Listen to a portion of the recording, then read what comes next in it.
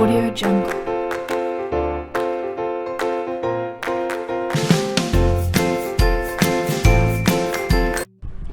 Assalamualaikum warahmatullahi wabarakatuh. Ketemu lagi dengan aku Alfarizi Maulana. Untuk hari ini aku mau bahas tentang materi baru, yaitu karya tulis ilmiah. Karya tulis ilmiah atau KTI merupakan hasil dari litbang atau tinjauan, ulasan, review, kajian, dan pemikiran yang sistematis, kemudian dituangkan oleh perseorangan atau kelompok sesuai dengan kaidah yang berlaku.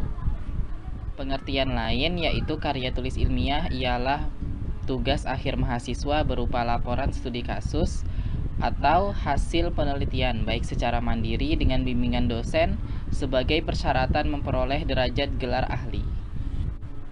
Ciri-ciri karya tulis ilmiah yaitu 1. Objektif, 2. Netral, 3. Sistematis, 4. Logis, 5. Menyajikan fakta, bukan emosi atau perasaan, 6. Tidak pleonastik, dan 7. Bahasa yang digunakan bahasa ragam formal. Jenis-jenis karya tulis ilmiah antara lain 1. Laporan penelitian, 2. Makalah, 3. Artikel, 4. Skripsi, 5. Tesis, dan 6. Disertasi. Selanjutnya ada syarat-syarat penulisan karya tulis ilmiah. Sebuah karangan ilmiah perlu disusun dengan memperhatikan syarat-syarat berikut. Yang pertama, menampilkan fakta objek secara sistematis. Kedua, penulisannya cermat, tepat dan benar, serta tulus, tidak memuat terkaan. Ketiga, direncanakan berdasarkan terkendali secara konseptual dan prosedural. Keempat, tidak mengejar keuntungan pribadi. Kelima, tidak memuat pandangan-pandangan tanpa pendukung.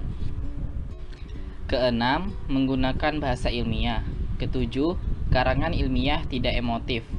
Kedelapan, tidak memancing pertanyaan-pertanyaan yang bernada keraguan. Kesembilan, tidak persuasif. Dan terakhir, tidak melebih-lebihkan sesuatu. Karya tulis ilmiah juga memiliki metode penulisan. Langkah-langkah menulis karya ilmiah sebagai berikut. Pertama, melakukan observasi dan definisi masalah dan tujuan. Kedua, menyusun hipotesis. Ketiga, menyusun rancangan penelitian. Keempat, melaksanakan percobaan berdasarkan metode yang direncanakan. Kelima, melaksanakan pengamatan dan mempelajari data. Keenam, menganalisis dan menginterpretasikan data. Ketujuh, merumuskan kesimpulan dan atau teori. Kedelapan, melaporkan hasil penelitian. Selanjutnya ada sikap ilmiah dalam penulisan karya tulis ilmiah. Dalam menulis karya tulis ilmiah, kita bisa menerapkan sikap-sikap seperti berikut. Pertama, sikap ingin tahu. Sikap ingin tahu ini terlibat pada kebiasaan bertanya tentang berbagai hal yang berkaitan dengan bidang kajian, seperti mengapa demikian, bagaimana caranya, apa saja unsur-unsurnya, dan seterusnya. Kedua, ada sikap kritis. Sikap kritis ini terlihat pada kebiasaan mencari informasi sebanyak mungkin berkaitan dengan bidang kajiannya untuk dibanding-banding kelebihan dan kekurangannya, kecocokan tidaknya, kebenaran tidaknya, dan sebagainya. Ketiga, sikap terbuka. Sikap terbuka ini terlihat pada kebiasaan mau mendengarkan pendapat, argumentasi, kritik, dan keterangan orang lain. Walaupun pada akhirnya pendapat, argumentasi, kritik, dan keterangan orang lain tersebut tidak diterima karena tidak sepaham atau tidak sesuai. Sikap selanjutnya yaitu sikap objektif. Sikap objektif ini terlihat pada kebiasaan menyatakan apa adanya tanpa diikuti perasaan pribadi. Lalu ada sikap rela menghargai karya orang lain.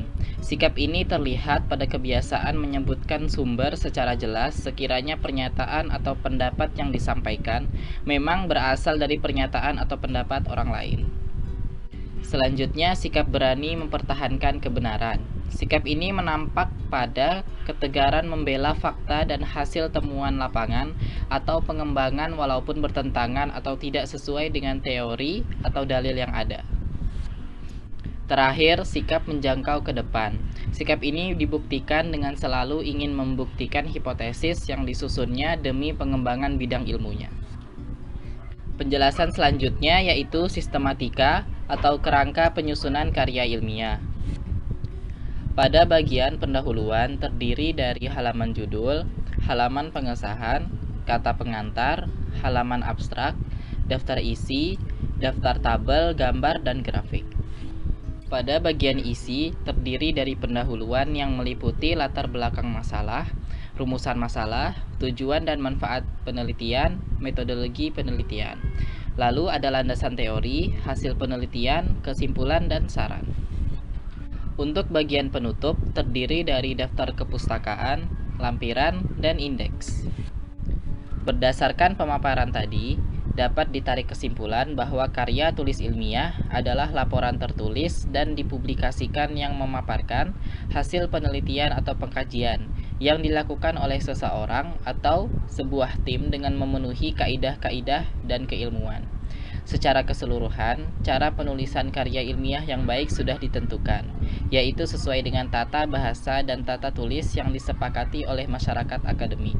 Adapun yang masuk ke dalam hasil pengkajian kami meliputi masalah penelitian, tujuan, metode, kajian teori, objek data variabel, dan hasil penelitian. Audio Jungle.